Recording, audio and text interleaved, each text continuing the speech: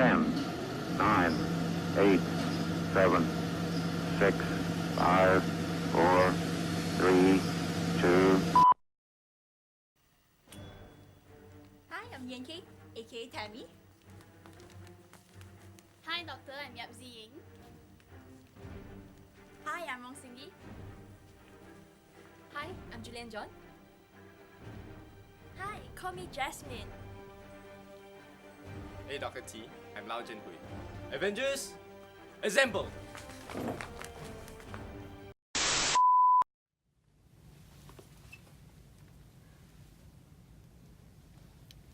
The question of whether public interest immunity can be claimed is analogous to the game of tug of war, whereas disclosure has to be balanced with public interest. So let us now examine the notion of public interest immunity. This ministerial certificate is significant to the administration as it protects the government of the day from criticisms, as well as preventing various departments to be subjected to claims for compensation. The claim for public interest immunity is particularly adamant in matters relation to national defense, and it forms a category in public interest of enhanced importance. This ministerial certificate potentially poses a risk for the government to abuse the usage of it, and across times, the courts have become stricter and less vigorous in the grant of the application of the immunity, because public interest immunity should not be a trump card given to certain privileged players, as stated by Lord Justice Bingham in the case of Makanjuola against Metropolitan Police Commissioner. Subsequently, the courts have stuck by the decision made by the House of Lords in the case of Conway and Rimmer, asserting that documents that has claimed the public interest immunity for non-disclosure must be submitted to the courts for inspection, whether it is contrary to public interest as the executive has declared. One requirement that needs to be satisfied before bringing an action against the public authority for non-disclosure of information is the relevance of the piece of information. This was significant in the case of A against United Kingdom that has set a guideline which cases that have followed also decided that disclosure of withheld information would only be granted when it poses a significant relation to the core of the case. There was an inclination of providing sufficient disclosure is mandatory for a party to deny or refute any allegation against them. That was followed in the case of Bank Mallet against Her Majesty's Treasury, further stating that sufficient disclosure by the government is required and there must not only be general statements provided. In this video, we will share the extent of which public interest immunity is used, the concern of its usage of, and its evolution in response to the criticisms following Conway's case to ensure minimize of possibility of its misuse. Public interest immunity cannot simply be claimed by any organ of the government. There are certain guidelines in place in order to prevent the misuse of public interest immunity.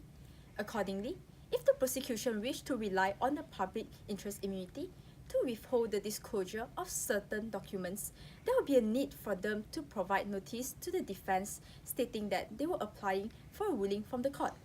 Besides that, the type of material held by the prosecution needs to be pointed out, and the defense needs to have an opportunity to make representations to the court. The issue on the type of public body that can claim for public interest immunity has been considered in the case of the National Society for the Prevention of Cruelty to Children. In this case, the Court of Appeal held that the disclosure of certain documents can be withheld if it affects the proper functioning of the governmental departments. However, this perspective was turned down by the House of Lords. Moreover, the court also has a role in deciding whether the government has the right to claim for public interest immunity. Their duty is to weigh the public interest of administration of justice against keeping certain information a secret and to refuse disclosure if the balance tilts that way. The issue of which governmental bodies are entitled to raise the defense of public interest immunity was therefore concluded on a case-by-case basis. However, a litigant may be permitted to not disclose a certain document under the public interest immunity according to civil procedure rules. The use of public interest immunity is important for several reasons. Firstly, it is used to prevent the release of documents that could potentially create overwhelmingly ill-informed public or political criticisms, especially by those who do not understand how the government works. The government cannot operate with equanimity in the face of overwhelming pressure from the public and thus the proper functioning of the public service will be affected. Secondly, the possibility of the release of documents may prevent the ministers and civil servants from being candid or honest in their reports for the fear of having their opinions being exposed to the courts of law and subsequently to the public. This is derogatory to the well-functioning of the government machine because their internal reports would be less valuable and therefore hinder the government from making the best decisions. In contrast, if the documents were protected, their internal reports would be made accurately with confidence. Thirdly, there exists a class of informations which must be protected from being revealed to any parties because it concerns the identity of police informants. The non-disclosure of the identity of informants has two reasons of importance. It ensures that their safety is protected as well as giving confidence to the rest of the individual to contribute evidence to the police.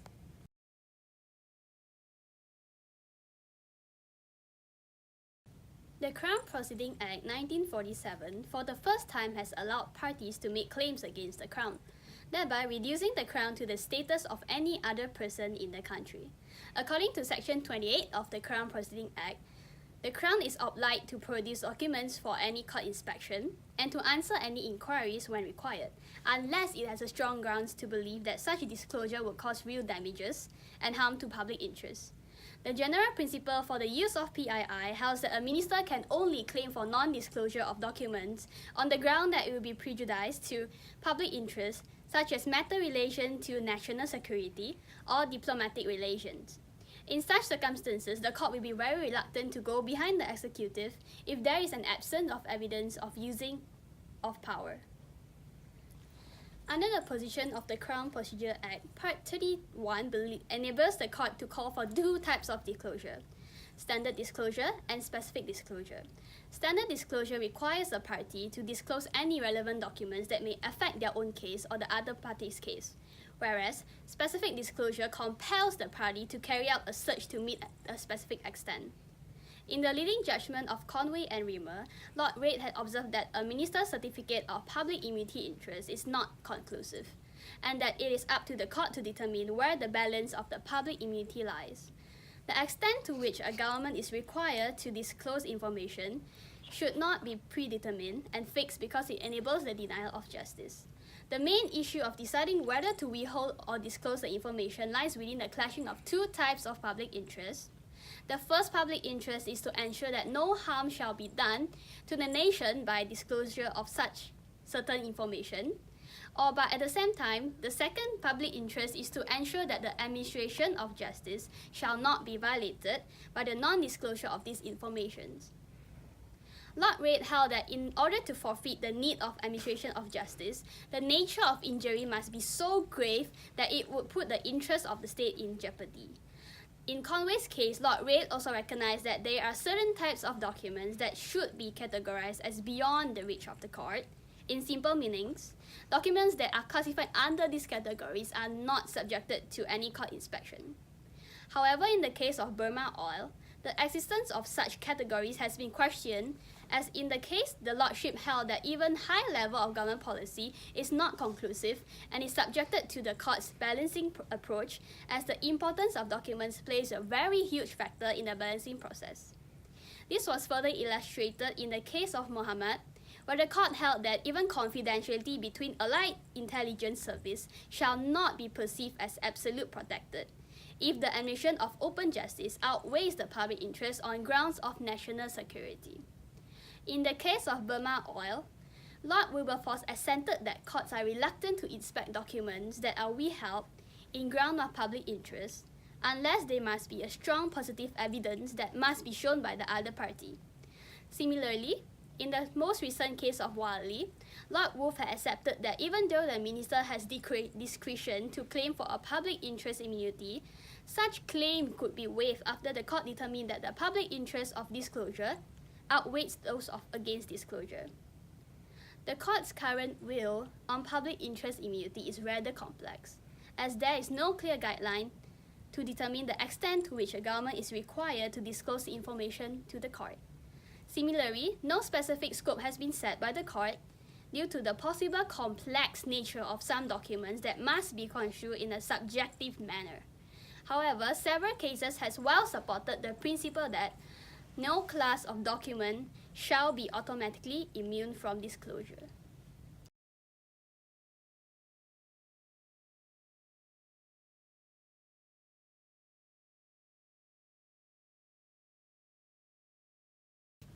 The concerns over the issue of public interest immunity extends above, providing fair trials to the individuals being tried at court, especially when the government is involved. Public interest immunity also protects the government, and this power could potentially and has previously been misused. Let's go back to mid-1980s.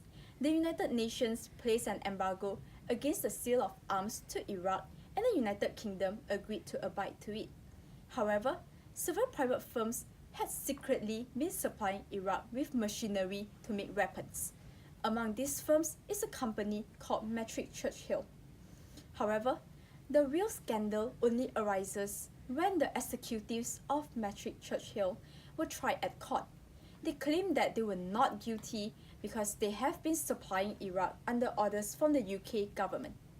However, they could not prove their allegations because the evidence was protected by public interest immunity. The trial was a tremendously huge affair, but the case collapsed after the judge had partially overturned some of the public interest immunity certificates, which revealed then that the government had indeed been complicit in breaking their trade restrictions. The worst part of the Arms to Iraq affair is the use of public interest immunity to hide the faults of the government. Thus, the main concern of the story boils down to the issue of how the government can use or misuse public interest immunity in their own interests. In the Matrix Churchill case, the Attorney General himself had urged the ministers to sign these certificates of public interest immunity to suppress the evidence and protect the government's reputation even at the expense of the liberty of the man at trial. Harms the principles of constitutionalism in two ways. Firstly, in terms of government accountability, and secondly, in terms of democracy. Where crucial information about the government's mistakes are suppressed, it means that the executive branch of the government has a huge advantage in trials against parties that seek to take action against the government. With the ability to claim public interest immunity, the government is likely to win these cases and get away with their wrongs. Court judgments against the government's conduct is important to expose the wrongdoings of the executive and for the system of checks and balances to be effective. Parliamentary control over the executive becomes less effective when there is no legal authority by the courts declaring that the executive had committed mistakes. This means that the separation of powers have been infringed and the legislative becomes toothless against the executive. The subsequent effect of parliamentary control being ineffective is that it also affects the doctrine of individual ministerial responsibility. This responsibility holds the ministers of government accountable for the mistakes of their department and makes them answerable to the parliament. The doctrine is important to ensure that ministers are fulfilling their responsibilities. Given that it is also the ministers who are able to claim a certificate of public interest immunity, this means that they can cover up their mistakes. The prime example of this would be the Arms to Iraq affair. Moreover, as the potential faults of the government are not exposed in the courts, it also means that the democratic institution of a state has been undermined because the citizens lose the ability to make informed voting decisions and vote against the guilty administration. As a result, citizens lose their political sovereignty. This is extremely dangerous because it leads to the possibility of a self-serving dictatorship. Furthermore, cover-ups by the government also violate the social contract between the citizens and the state. According to the social contract theory, individual citizens transfer their rights to the government based on trust. If the government violates that trust, the social contract ceases to be a reciprocal relationship. Hence, the government becomes self-serving and exploitatory of its citizens. Of course, the courts may overturn public interest immunity and undo all of these harms, but the mere fact that the evidence is prima facie hidden from the public means that there will be many secrets kept unless there is a party willing and able to seek it out. The blame for the misuse of public interest immunity does not only lie with the ministers of government. The judiciary is also to blame because they have condoned this abuse of power by showing a reluctance to go against the judgment of the ministers who made claims for PII. It is this level of complacency that has created the fertile conditions for the abuse of public interest immunity in the Matrix Churchill case. There has also been noted to be a trend where public interest immunity certificates have been successfully claimed even when there appears to have no relation to the effective functioning of government. This gross misapplication of power is harmful because it makes the process of seeking redress for the wrongs of the government much harder to achieve, such as are the cases of Gaskin and Liverpool City Council in 1980 and Halford and Sharples in 1992.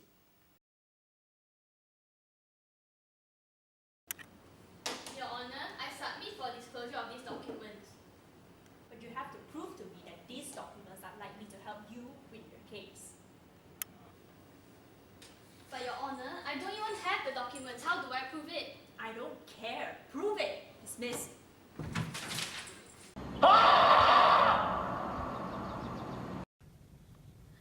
The potential abuse of public interest immunity affects society from a very important aspect, the right to a fair trial. This concern is particularly important with regards to criminal proceedings because the defendant's liberty is at stake. In R. Governor of Brixton Prison ex parte Osman, the courts held that public interest immunity can still be claimed in criminal proceedings. This contravenes Article 6 of the European Convention of Human Rights, which mandates the right to a fair trial. So, in what way? The common law provides a general principle that trials in Crown Court can only proceed with the full disclosure of evidence relevant to the case by the prosecution. However, public interest immunity is an exception to the general duty of disclosure. Thus, there is a risk that prosecution may assert PII claim for documents which it thinks act in favor to the defense. In the case of R. and Ward, the defense argued that exception violates the right to a fair trial because the prosecution would judge PII claim in their own cause, which deprives the availability of evidence to the defense and subsequently affects the fairness to the fair trials. While the defense may challenge PII claim, the prerequisites of challenging the claim pose a significant obstacle. The guidelines laid down in A. Canada and Secretary of State provides that the party applying for disclosure of documents must be able to prove two things. First, the documents are relevant to the case. Second, it will significantly contribute to the likelihood of the success of. However, there is also a catch-22 paradox to this requirement. In order for the parties to obtain the evidence, they need to prove that it is likely to help them win the case. But they can only prove as such if they have access to the evidence in the first place. Thus, the PII claims by the prosecutions are very difficult to be overturned by the defense. Nonetheless, there are restrictions in place to mitigate the concerns surrounding the fairness of a trial. R. and Ward provides some requirements upon the prosecution if they wish to claim for PII. Firstly, notice must be given to the defense that public interest immunity is being claimed. Secondly, the defense must be given an idea of the category of information involved. Thirdly, the defense must be given the opportunity to make representations. Lord Justice Mann concurs by declaring that public interest immunity cannot prevail if the evidence is necessary for the prevention of a miscarriage of justice in courts. On another note, the prosecution is obliged to disclose any unused materials which may be of assistance to the defense. However, the disclosure of category of materials indirectly reveals something that is injurious to the interest of the public. The prosecution can make an ex parte application to the court to claim for PII and prevent the information from being revealed.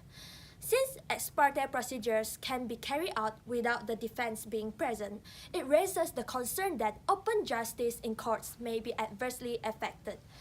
Such a concern was raised in the case of R. and Davis, Johnson, and Rowe. Even if the claim for public interest immunity was justified, it goes against the principle that justice must not only be done but must appear to be done. the ex parte application indeed violates Article 6 of the ECHR as the requirements to a fair trial are not fulfilled.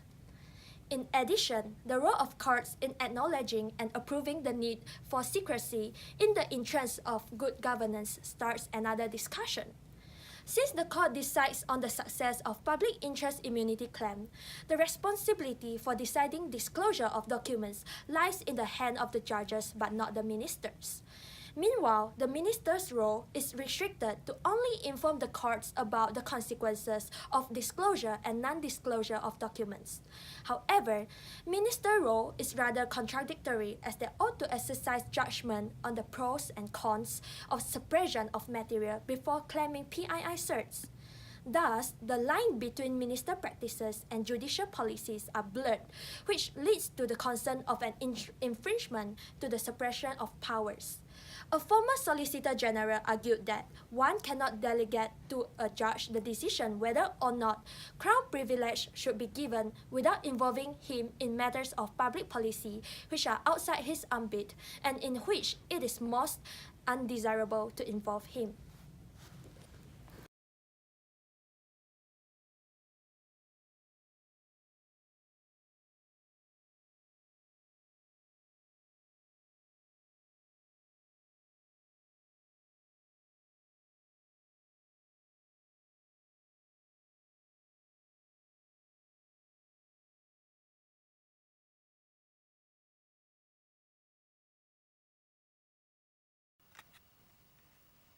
Despite the many concerns arising from the usage of public interest immunity, the application of Crown privilege, or now better known as public interest immunity, has evolved to a certain extent throughout the years. Crown privilege was possessed by the Crown up until the year 1968. The principle of Crown privilege was established in a landmark case of Duncan and Camelot, the submarine belonging to the defendant sunk while on trial, causing the death of several people. The dependents of the victims sought to bring an action against the defendants. In the course of action, the defendants were required to produce an affidavit of documents. Nonetheless, they claimed privilege with regards to certain documents on the grounds that the disclosure of the information may be damaging to public interests. This case gave birth to the principle of class and content claims. A document may be withheld if the disclosure of its content may be injurious to the public interest. Secondly, a document may also be withheld if it falls under a certain class of documents to ensure the proper functioning of the public service. Essentially, a public interest immunity certificate issued by the ministers are said to be conclusive in nature, which therefore prevents the courts from examining the documents involved. Another crucial aspect of the ruling made in the case of Duncan was that the executive is the final arbiter and that the courts have no say in matters relation to public interest immunity. Following the passing of the Crown Proceedings Act 1947, the position laid down by the case of Duncan and Camelot witnessed certain changes. The position adopted from the case of Duncan was then relaxed to some extent in the case of Conway and Rimmer. It was established from this case that not all public interest immunity certificates produced by the ministers will be regarded as conclusive in all cases. The courts now have a duty in ensuring a balance between public interest as expressed by the ministers as well as public interest in relation to the administration of justice of individuals. In Scotland, however, this particular approach was adopted 12 years prior to the case of Conway and Rimmer in the case of Glasgow Corporation and Central Land Board, whereby it was decided that the courts possessed jurisdiction to go behind a minister's certificate by weighing the public and private interests. The watershed decision of Conway's case is significant as the decision embodies a progressive step in the direction of holding the government accountable for the suppression of evidence. It has also led to the limitation of the wide discretionary power of the executive, whereby the final decision now lays in the hands of the judiciary. Despite the overruling of Duncan's case, the principle of class and content claims for public interest immunity was still maintained. The only distinction made in Conway was such that in all claims, be it class or content, should be subjected to the balancing test, whereby the courts will balance the competing public interests. Nonetheless, the adoption of the balancing operation principle laid down in Conway was contradictory to the term Crown privilege. This issue was considered in Rogers and Secretary of State for Home Department. The Home Secretary in this case claimed Crown privilege to hinder the disclosure of the relevant documents, while the courts approved the claim of Crown privilege, they took a dim view of the term Crown privilege. Lord Reid, in this case, of Rogers, stated that the term Crown privilege was misleading as the matter of contention was regarding the balance between the interest of a litigant seeking disclosure of evidence and the public interest in the non-disclosure of information. Following the more stringent approach established in Conway, this rule of evidence has also received numerous backlashes and criticisms. Public interest immunity is said to be a hindrance to the administration of justice. The suppression of any relevant document in a way has become a barrier in determination of the truth of a problem. The exoneration of this public interest immunity has encouraged governmental departments to place an obstacle in the path of a litigant who desires to seek access to relevant documents. The notion whereby the courts are the final arbiters on whether suppression of evidence is hindering justice has led to the development of a lesser sense of accountability amongst ministers and public bodies. Ministers and public bodies now pay lesser concern towards the interests of justice.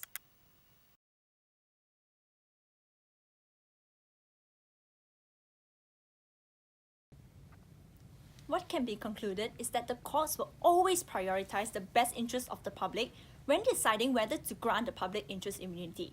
In order to justify non-disclosure of information, the importance of keeping the information secret has to outweigh the importance of disclosing the information.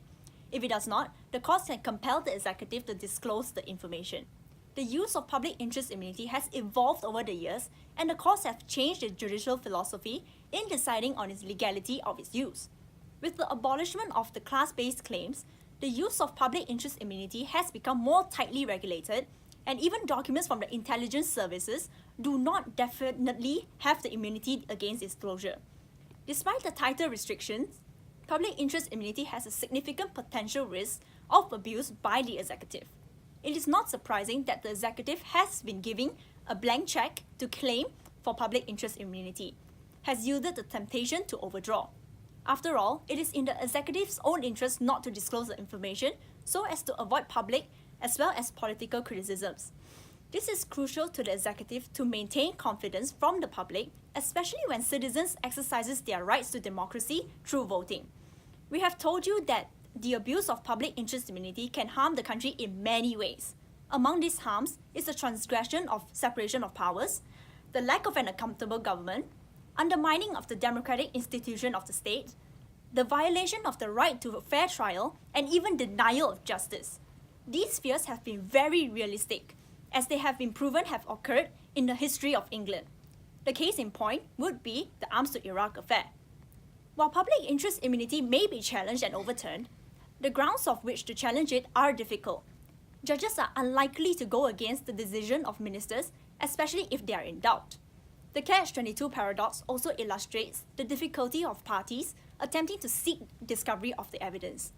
Nonetheless, public interest immunity remains to be an important and valuable tool for the executive. It is important in order to prevent unnecessary backlash, ensure that the government can operate efficiently, and protect the sources of information that is valuable in the administration of justice. Unfortunately, it is also a rather controversial tool for the executive because of the competing types of public interest. It is then up to the courts to decide which stakeholder is more important. Incidences such as the Arms to Iraq affair clearly demonstrates that this ministerial certificate needs more established guidelines. Hitherto, the guidelines are not sufficiently rigid to protect the principles of constitutionalism and prevent denial of justice. Moreover, the courts need to adopt a stricter judicial attitude in ensuring that the executive is not abusing their powers. Thank you.